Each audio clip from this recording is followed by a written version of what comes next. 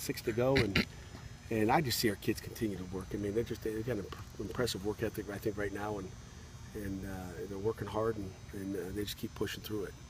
You know, you tell them to jump, and they ask how high, and they just keep going. So we had some great periods today.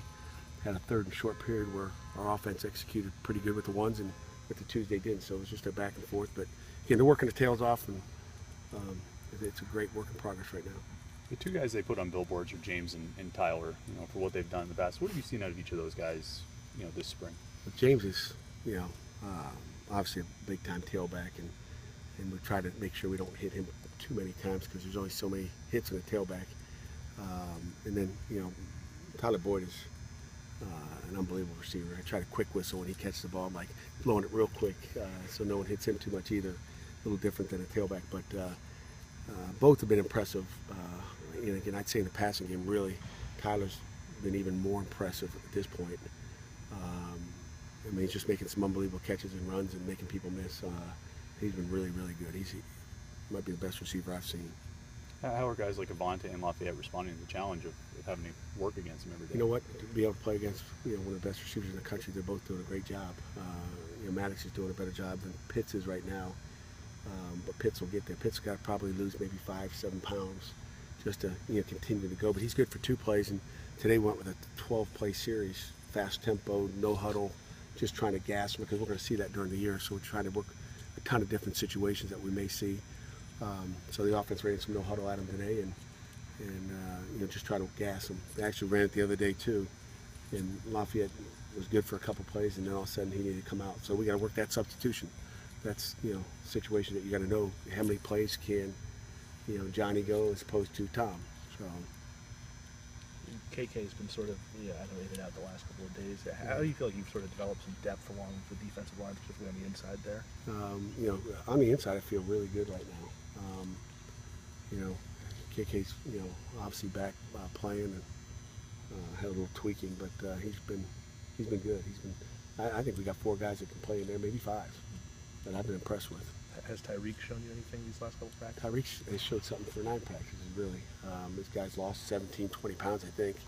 Saw his girlfriend last night, met his girlfriend, and she wants him to lose 10 more, she said, or she's breaking up with him. So we got that already organized last night. So he's got motivation now. So no, Tyreek's doing a great job. He really is.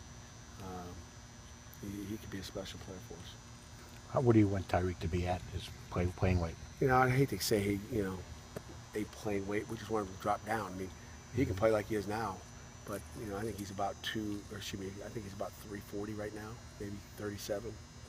But if he got it down to 30, I think he'd be a machine. I think he could probably go 5 or 6 plays hard, and it would probably sell out.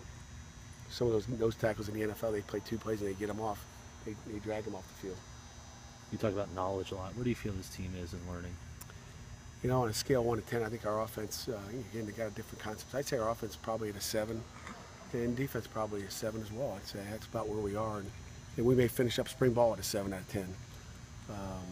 You know, there's just, and again, there's more stuff we could put in defensively. Look at these guys. They got it. Pat, is that all food you got there or what? Yeah. You hungry? There you go. There you go. He took the whole kitchen with him. Sack of food, but where was I? Knowledge. Knowledge. Kids got, you know, they're about a 7, and I'm happy with where they are. What have you seen from the relationship between Coach Chaney and Chad so far in spring, and you know, what do you think about the sort of dynamic they have going on? You know, practice is going so fast that I don't really look, you know, but I think they get along real well. But I think all our coaches get along with their players. You know, one minute you're going to scream at them, and the next minute you're going to hug them up and give some positive. So, but practice moves so fast, I couldn't tell you. And I don't sit in every quarterback meeting to see. But I think it's really good, you know, all around. Coach Chaney obviously sort of has a history of doing well with quarterbacks. Yeah. Is that, you know, part of the reason that you wanted to bring him in here? No doubt about it. I mean, if he was a bad quarterback coach, I wouldn't want him.